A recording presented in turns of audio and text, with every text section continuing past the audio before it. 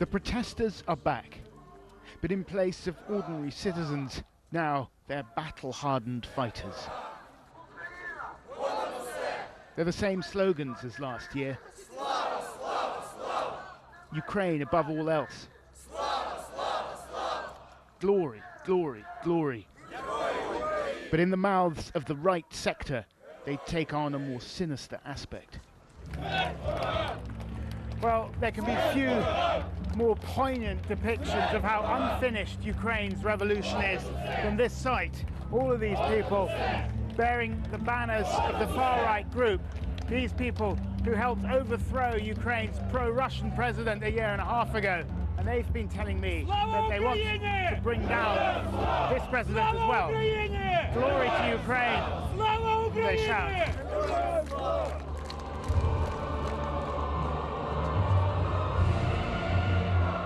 The banner of the right sector harks back to a Ukrainian nationalist movement from the 1940s. They say the colours represent the blood of Ukrainians spilt upon their country's black soil. Their critics call them fascists and neo-Nazis. We all love our country. If we love our country, we are neo-Nazis or not? I think not. So I mean that we are nationalists. Revolution wasn't finished. That's why the people who don't love Ukraine came to control Ukraine. For me, it's not normal.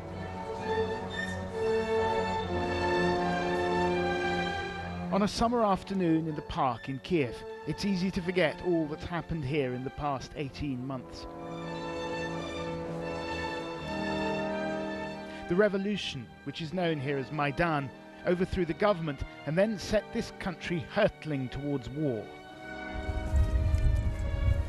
Just as it did during Maidan, the right sector has played a key role in the fighting in the east. Its members are more motivated than Ukraine's conscripted regular army, and the government relies on them to bolster their strength. Now they're flexing their muscles. In recent weeks, the right sector has been involved in firefights with Ukrainian security forces in the west of the country, hundreds of miles from the front line. These clashes in Mukachevo, on the border with the European Union, were about control of lucrative smuggling routes, but it was also a show of force, a signal from a strong militia to a weak government. Don't cross us.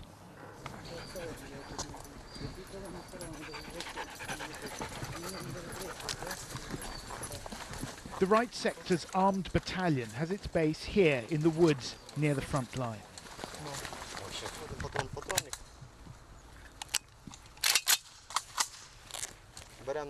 Here they take volunteers and train them for battle.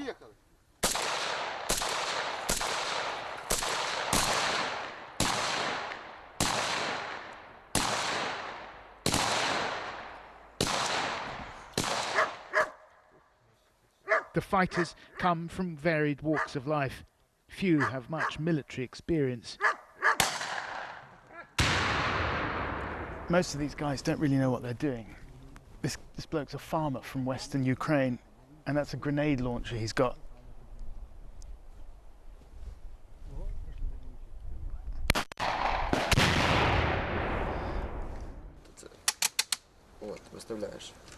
The platoon commander is a 19-year-old arts student.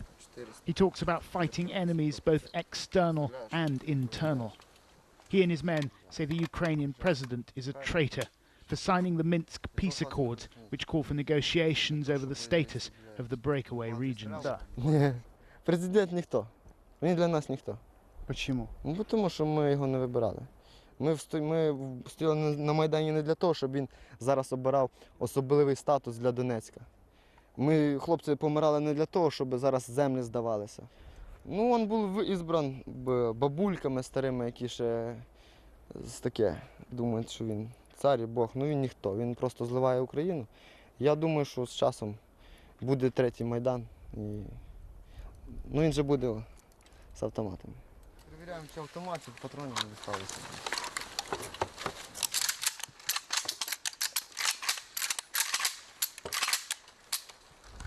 It's a measure of how confident the right sector is that its fighters talk openly about an armed insurrection against their own government. They dismiss accusations that they're neo-Nazis. They're nationalists, they say, working on the principle that their enemy's enemy is their friend. Откуда? Россия. Из России. Yeah. This guy's from Russia here. Откуда из России? Пермь. Из Пермь, да? From the city of Perm. А почему вы решили воевать с правым сектором? Здесь реально борются за свою свободу.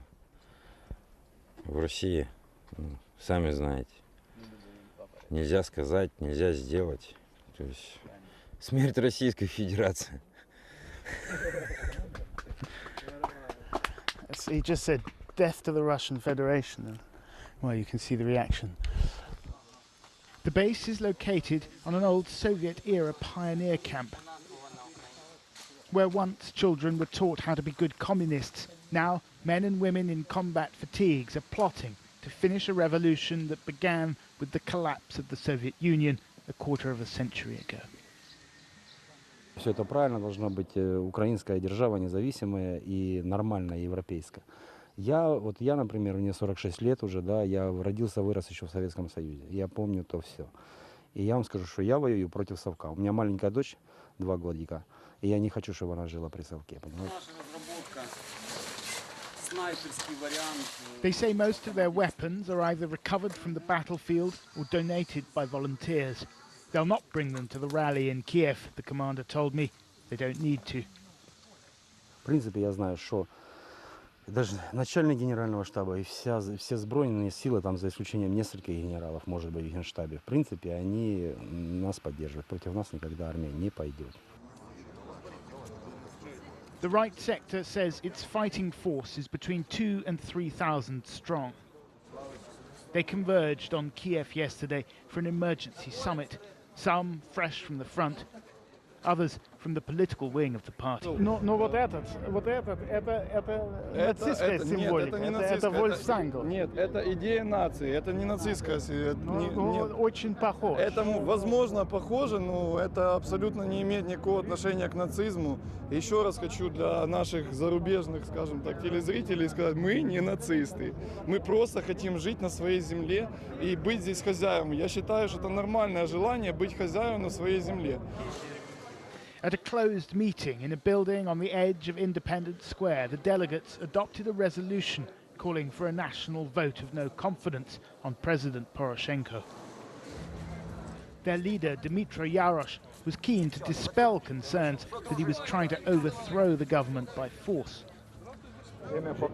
Дуже не хотілося б, щоб, звичайно ж, човен наш державний все ж таки не розгойдувався і держава йшла послідовно. Ну, але якщо у українського народу не буде іншого виходу, то, звичайно, що буде і Майдан.